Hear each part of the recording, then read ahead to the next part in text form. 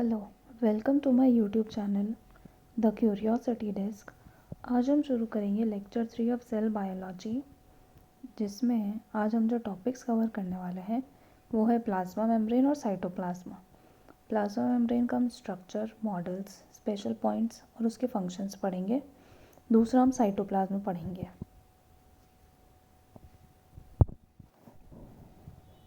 तो अब जो हम पढ़ रहे हैं सेल मेम्ब्रेन और प्लाज्मा लेमा, या फिर इसी का ही नाम होता है प्लाज्मा मेम्ब्रेन। अगर आपने चैनल को अभी तक लाइक नहीं किया तो प्लीज़ चैनल को सब्सक्राइब कीजिए, वीडियो को लाइक कीजिए। It is the outermost covering of the cell that is elastic, living, pliable, hydrophilic and selectively permeable. It is found in both prokaryotic and eukaryotic cell. Structure की अगर हम बात करें तो the detail structure of the membrane was studied only after the advent of electron microscope in the 1950s. Cell membrane can be observed in electron microscope. It appears trilaminar or tripartite layer under electron microscope. Meanwhile, chemical studies on the membrane, especially in human red blood cells (RBCs), enabled the scientists to deduce the possible structure of plasma membrane. अब ये possible structure RBCs पे study क्यों है? क्योंकि RBCs के अंदर कोई cell organelles तो है नहीं। केमिकल या cell membrane contain protein, lipids, carbohydrates, water, DNA and RNA are absent. DNA और आरएनए जो है वो एब्सेंट होते हैं, बाकी केमिकली प्रोटीन, लिपिड, कार्बोहाइड्रेट और वाटर ही होता है। The ratio of protein and lipid in plasma membrane varies. For example, in human beings, the membrane of the erythrocyte has approximately 52% protein and 40% lipids. अब देखो, जो मेम्ब्रेन है, plasma membrane का जो रेशो होता है लिपिड्स और प्रोटीन का, वो वेरी कर सकता है। जैसे इरिथ्रोसाइट्स के अंदर जो है वो 52% तो प्रोटीन है और 40% लिपिड्स है। लेकिन जो मेन जो कॉन्स्टिट्यूएंट है, जो जो चीज़ें केमिकली वो कंटेन करता है, वो तो रहेंगे हमेशा, बस रेशो चेंज हो सकता है अलग अलग सेल में अलग अलग। Proteins are globular in nature, including structural, enzymatic, carrier, permease and receptor proteins. Next, lipids are usually phospholipids arranged in bilayer that are amphipathic or amphipathic, containing polar hydrophilic heads on the outer side and non-polar hydrophobic tails on the inner side. अब देखो, जो proteins है वो globular हो सकता है, lipids जो है वो फॉस्फोलिपिड होंगे। उनके दो पार्ट्स में डिवाइडेड होते हैं, हाइड्रोफिलिक हेड और hydrophobic tails. Cholesterol provides rigidity and stability to the cell membrane. Cholesterol rigidity और स्टेबिलिटी प्रोवाइड करता है सेल मेम्ब्रेन को, कि मान लो अगर बाहर के एनवायरनमेंट में टेम्परेचर बहुत कम हो गया तो अपनी जो प्लाज्मा मेम्ब्रेन है वो एकदम रिजिड हो जाएगी, हार्ड हो जाएगी। तो जैसे ही वो एक्सपेंड करने की कोशिश करेगी, हो सकता है उसमें क्रैक आ जाए। तो कोलेस्ट्रॉल ये अवॉइड करता है कि उसकी स्टेबिलिटी और रिजिडिटी मेंटेन रहे, इलास्टिसिटी भी मेंटेन रहे उसकी। Carbohydrates of the cell membrane are small unbranched और ब्रांच्ड चेन्स ऑफ ओलिगोसैकेराइड्स। अब हमने लिपिड की, प्रोटीन की, कोलेस्ट्रॉल की बात कर ली। कार्बोहाइड्रेट स्मॉल अनब्रांच भी हो सकते हैं और ब्रांच चेन्स भी हो सकती है। They combine with both lipid and protein molecule on the outer surface of the membrane to form glycolipids and glycoproteins respectively. अगर वो लिपिड्स के ऊपर अगर ओलिगोसैकेराइड की चेन है तो वो क्या बनाएगी? ग्लाइकोलिपिड्स। और अगर प्रोटीन के ऊपर ओलिगोसैकेराइड्स की चेन है तो वो फॉर्म करेगी ग्लाइकोप्रोटीन्स। तो हमारा स्ट्रक्चर वाला पार्ट अभी यहाँ पे ख़त्म होता है। अब हम मॉडल्स ऑफ सेल मेम्ब्रेन पढ़ते हैं। मॉडल्स ऑफ सेल मेम्ब्रेन में अपने पास 3 मॉडल्स हैं। फर्स्ट है लैमेलर और सैंडविच मॉडल, जो कि दिया था डेवसन एंड डैनियली ने। और इसमें इन्होंने सैंडविच मॉडल नाम से ही पता चल रहा है कि इसमें इन्होंने ये बोला था कि बाहर जो अपनी ब्रेड्स होती है उसको आप कंसिडर करो प्रोटीन लेयर्स। जैसे ये 2 ब्रेड है, इनको आप समझ लो कि ये प्रोटीन लेयर है, और बीच में अपन जो भी स्प्रेड करते हैं सैंडविच ब्रेड्स के अराउंड, जैम हो या कुछ भी, मेयोनेज़, तंदूरी मेयो, तो ये जो लेयर्स है ये तो ब्रेड, और बीच में जो अपन ने स्प्रेड किया है वो अपना क्या हो गया? लिपिड वाला लेयर हो गया, और ये ऊपर नीचे दोनों प्रोटीन लेयर हो गई। दूसरा अपने पास में मॉडल आया था यूनिट मेम्ब्रेन मॉडल। ये फर्स्ट वाला मॉडल जो है ये फेल हो गया था, तो सेकंड मॉडल आया जो कि था unit membrane model. It was proposed by Robertson in 1959. He stated that lipid bilayer is surrounded by extended beta protein. He gave unit membrane concept. अब ये वाला जो रॉबर्टसन का मॉडल है इसके अंदर क्या है कि इन्होंने एक यूनिट मेम्ब्रेन कॉन्सेप्ट दिया था. यूनिट मेम्ब्रेन कॉन्सेप्ट का मतलब ये है कि आप कहीं से भी कोई सी भी मेम्ब्रेन उठा लो, चाहे वो सेल ऑर्गेनेलीज को कवर करने वाली मेम्ब्रेन हो या साइटोप्लाज्म को इनक्लोज करने वाली मेम्ब्रेन हो, जो उनका कॉम्पोजिशन है वो हमेशा सेम ही रहेगा. मतलब जो स्ट्रक्चरल जो सिमिलैरिटीज़ है वो सेम ही रहेगी. तो इन्होंने एक यूनिट मेम्ब्रेन कॉन्सेप्ट दे दिया था कि कोई डिफरेंस नहीं है उनमें. प्रोकैरियोटिक की देख लो आप अगर मेम्ब्रेन तो वो भी सेम है, यूकैरियोटिक की देख लो तो वो भी सेम है. But this model was unable to explain the selective permeability and elasticity of plasma membrane. तो ये मॉडल सेलेक्टिवली जो परमिएबल होती है अपनी मेम्ब्रेन उसको एक्सप्लेन नहीं कर पाया था कि क्या रीज़न है, और इलास्टिसिटी ऑफ प्लाज्मा मेम्ब्रेन को भी एक्सप्लेन नहीं कर पाया था.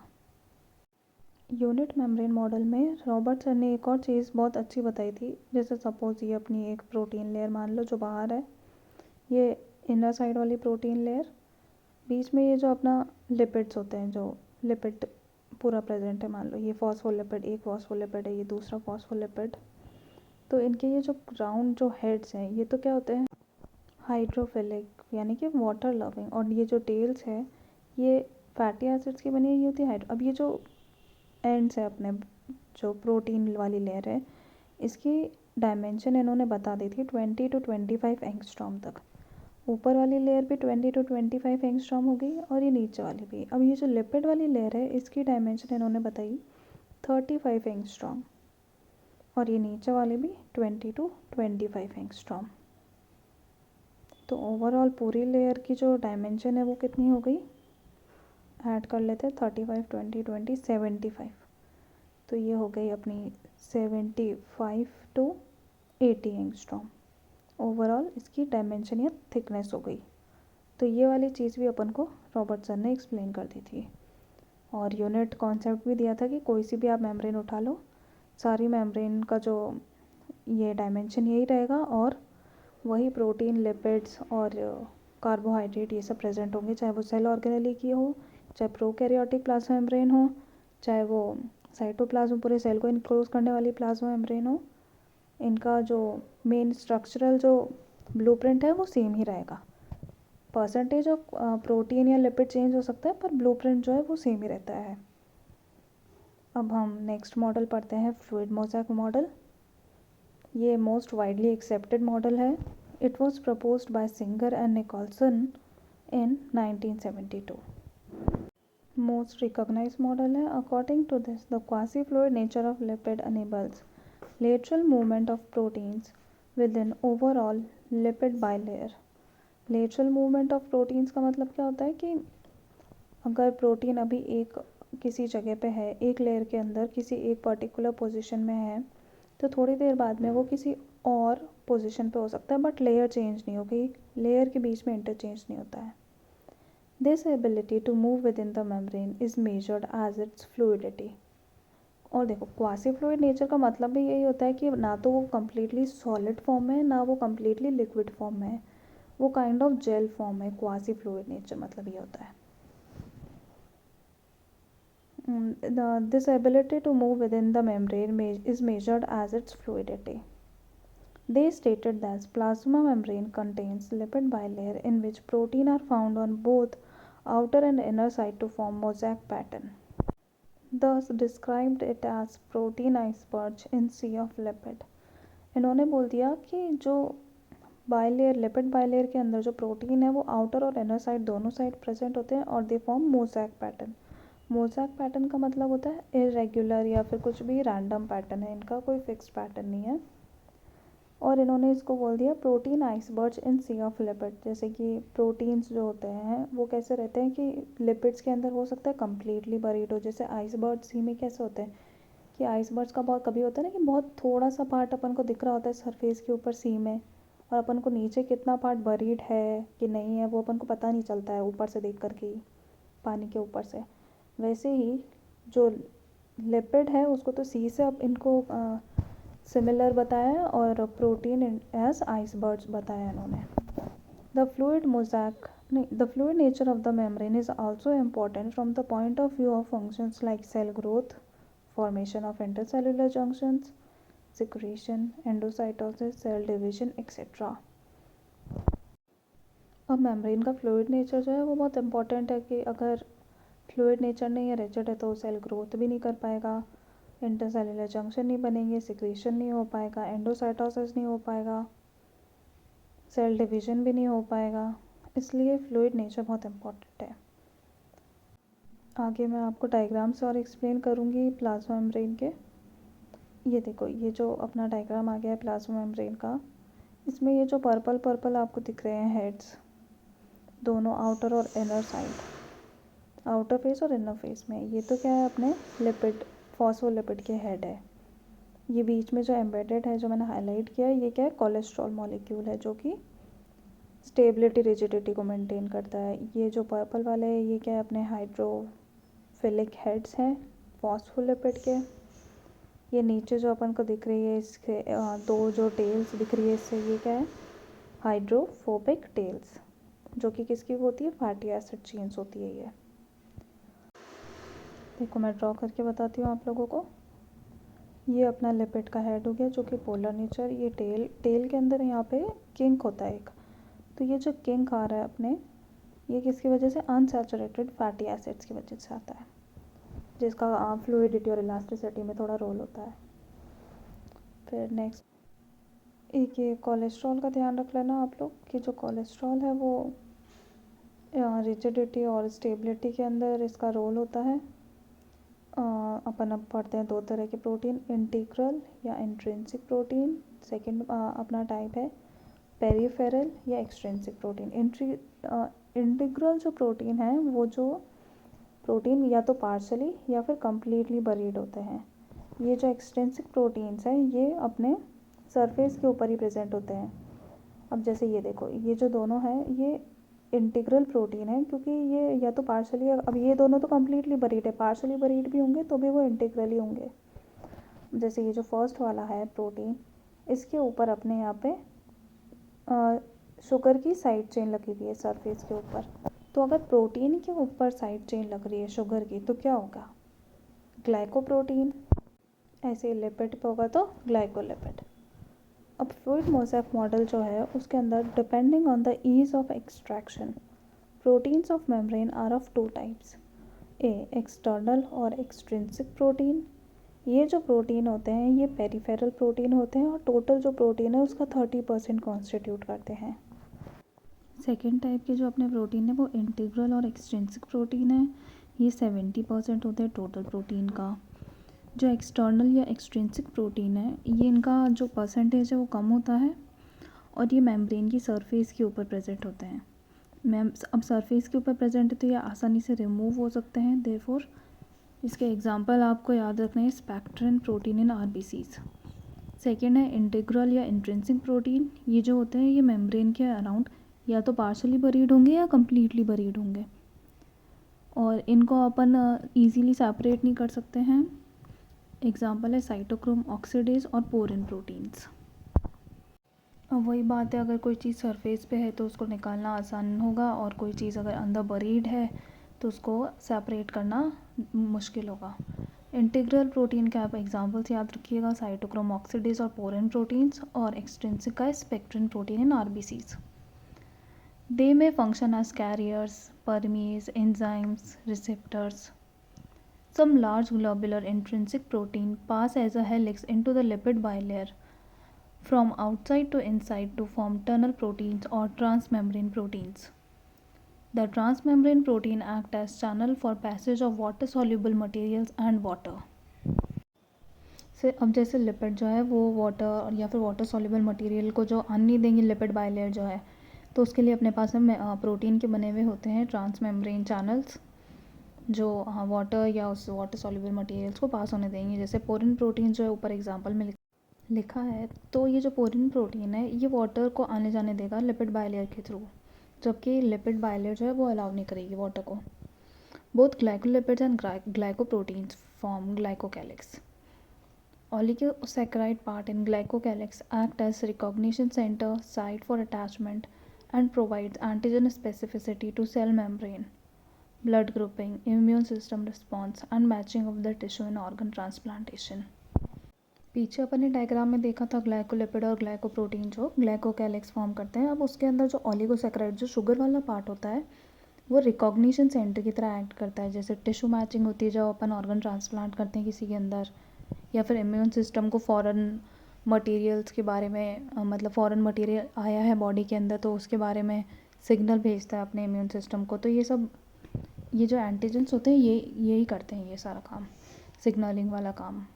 या फिर कोई हार्मोन है, हार्मोन का अगर कोई इंट्रा न्यूक्लियर हार्मोन रिसेप्टर्स होते हैं जो न्यूक्लियस के अंदर प्रेजेंट होते हैं हार्मोन के रिसेप्टर्स, तो हार्मोन जब भी रिलीज़ होगा उनके ऊपर जाएगा, फिर उसके बाद में बायोलॉजिकल या बायोकेमिकल रिस्पॉन्स डेवलप होता है, हार्मोन्स का इफेक्ट शो होता है।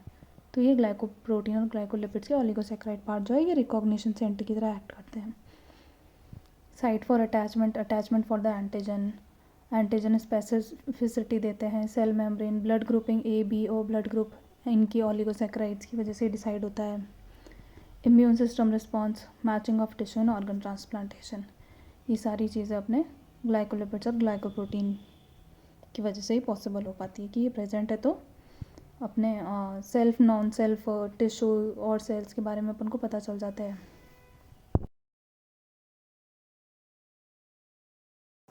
नेक्स्ट अपन पढ़ते हैं special points of cell membrane. Phospholipid also show exchange of molecules from one monolayer to the other monolayer of other side. It is called as flip-flop movement. Flip-flop movement is absent in proteins. Proteins and lipid both can show rotational and lateral diffusion in membrane. अब देखो जो phospholipid है वो तो flip flop movement show करते हैं, proteins के अंदर एब्सेंट होता है फ्लिप फ्लॉप मूवमेंट, जबकि प्रोटीन और लिपिड जो है वो दोनों शो करते हैं, रोटेशनल और लेटरल दोनों शो करते हैं। ठीक है, अब देखो जैसा फ्लिप फ्लॉप मूवमेंट है वो मैं एक्सप्लेन करती हूँ कि ये एक अपना फॉस्फोलिपिड का मॉलिक्यूल, ये दूसरा फॉस्फोलिपिड का नीचे वाले लेयर में, दो लेयर होती है, ऊपर वाली एक और एक नीचे वाली। अब फ्लिप फ्लॉप मूवमेंट में एक लेयर से दूसरी लेयर के अंदर अगर फॉस्फोलिपिड का मूवमेंट होता है तो ये वाला तो लिपिड का मूवमेंट इनको क्या बोलते हैं, फ्लिप फ्लॉप मूवमेंट। और अगर जैसे प्रोटीन और लिपिड ये जो है ये लेटरल डिफ्यूजन और रोटेशनल शो करते हैं मेम्ब्रेन में, तो रोटेशनल जो मूवमेंट होता है वो क्या होता है कि अपने एक्सिस के अराउंड गोल गोल घूमना, ठीक है, वो वाला तो हो गया रोटेशनल मूवमेंट। और लेटरल डिफ्यूजन में होता है कि सिंगल लेयर के अंदर अगर मूव कर रहा है, लेयर में एक्सचेंज नहीं हो रहा। फ्लिप फ्लॉप में तो लेयर के अंदर एक्सचेंज हो जाता है, ऊपर वाली लेयर से नीचे वाली लिपिड बाय लेयर में आ जाएगा। लेकिन प्रोटीन और लिपिड लेटरल डिफ्यूजन शो करते हैं जो कि होता है कि विद इन द मेम्ब्रेन ही, एक ही मेम्ब्रेन के अंदर पोजीशन चेंज कर ली उन्होंने। Eukaryotic plasma membrane contain cholesterol but in prokaryotes hopanoids are present instead of it. देखो यूकैरियोटिक प्लाज्मा मेम्ब्रेन में तो कोलेस्ट्रॉल प्रेजेंट होता है जो कि अपनी मेम्ब्रेन की स्टेबिलिटी रिजिडिटी को मेंटेन करके रखता है, लेकिन प्रोकैरियोट्स के अंदर क्या होता है, हैपेनॉइड्स होते हैं। अब देखो फॉस्फोलिपिड जो है वो फ्लिप फ्लॉप मूवमेंट शो करेंगे, जबकि प्रोटीन और लिपिड रोटेशनल और लेटरल डिफ्यूजन दोनों शो करेंगे। ये आपको याद रखना है, थोड़ा कन्फ्यूजिंग होता है। नेक्स्ट है lipid provide fluidity, elasticity and stability and make growth, formation of cell junctions, cell division and endocytosis possible. Glycoproteins and glycolipids provide antigen specificity. For example, RBC antigen, fertilizing anti-fertilizing reaction.